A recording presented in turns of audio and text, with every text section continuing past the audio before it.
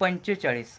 सकाळी 11:15 वाजता भरलेली शाळा 3.5 तासांनी सुटली तर ती किती वाजता सुटली आता असा हा प्रश्न आपल्याला विचारलेला आहे. तर बघा, सकाळी 11:15. 11:15 म्हणजे किती? तर 10:45 आणि त्याच्यामध्ये किती? 3.5 तासांनी सुटली. आता ते 3.5 तास म्हणजे 3 तास 30 मिनिटे.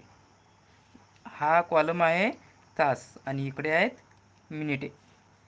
आता बघा, यांची काय करायची? बेरीज करायची आहेत. आता हे 45 हे 30 किती झाले बघा?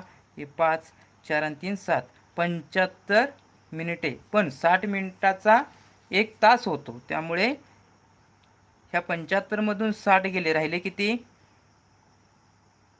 15. त्यामुळे इथं 15 मिनिटे.